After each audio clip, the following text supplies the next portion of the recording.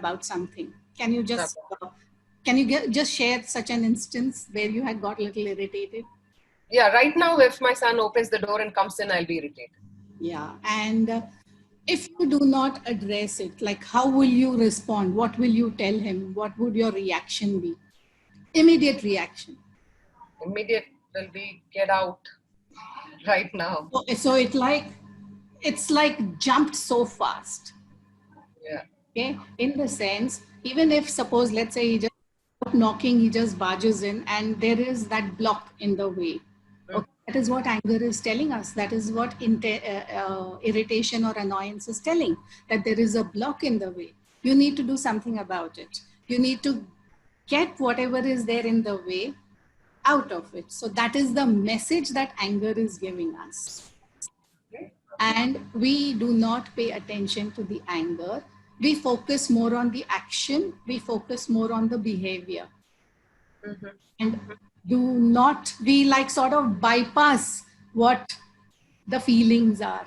And whenever feelings are bypassed, there is a hijacked situation. And this is called an amygdala hijack. Amygdala hijack. Hijack. So it means like you, because of that anger, because you are exploding, that reaction is so much that you just blurt out something, or maybe bang the door, or maybe you just told, get out. And Mm. he may not even know why he is being asked to go out. So you are exploding without addressing your anger, which is rising from within. And to add to that, if at all there is some technical glitch that happens in the session, if at all, so it just adds even more to what is happening. So Yeah. all this just sort of accumulates, and the Mm. cumulative effort of it is what one explodes.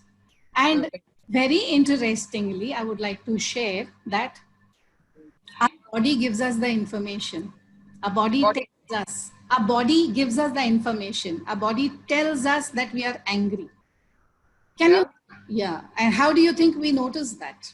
When you're angry, what happens? Um, I think the face becomes red, Yeah. very hot near the ear, Yes, absolutely. What voice else? quivering, What what just happens to your tone of the voice? the pitch increases. And what happens to your heart rate? Huh. So out of the window. Out of the window. So it gallops, or it's just a super express train. And to control that, we are not even, very often people talk about controlling. We are not even talking about controlling. Here, whatever our body is showing us or indicating to us, these are the feeling fingerprints of anger. Did you even know that? Feeling fingerprints of anger. Yeah. So you're saying different emotions have different feeling fingerprints? Is that how it? Absolutely, absolutely. Now think of a situation now, because of this lockdown, there is a lot of anxiety, there's a Yeah. lot of uncertainty, Yeah. there's a lot of helplessness. Yeah. And I'm sure so many people in this audience will say that, aren't we all overburdened? Yeah. That is right. Yes. We are overburdened. That's the word. And Yeah. we do not connect with these words. And when we do not connect with these words, what happens is everything just keeps piling on, so much so then suddenly there is one doom at home. Okay, because when I say doom, it's more of a hijacked situation where there is a reaction. It's not a thought of expression. And then you feel, you probably regret that Mm. statement that you may have said. And all this happens because we have not named our emotion. We have not named our emotion. So I was Exactly. just trying to explain to you the name it to tame it.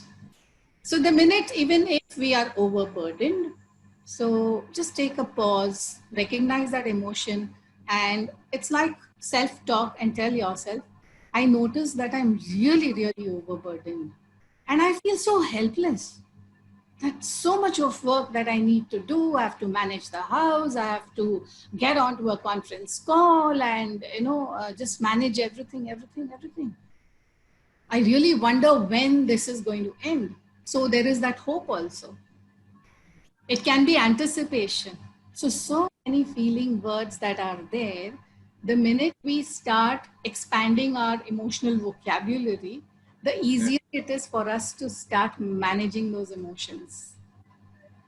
Interesting. So you say there is a huge emotional vocabulary. I mean, Absolutely. What if I were to tell you, and this is a fact, that if things would have been okay and the lockdown would not have happened, my son's wedding was scheduled for tomorrow. oh my God. And today we would have been at the reception welcoming guests. So it's not been easy. And like for us, I don't think it's been easy for many of us, or most of us, or all of us. Correct. So it is, how can we manage our emotions in such a way that understanding the message and the wisdom that each of these emotions are giving us,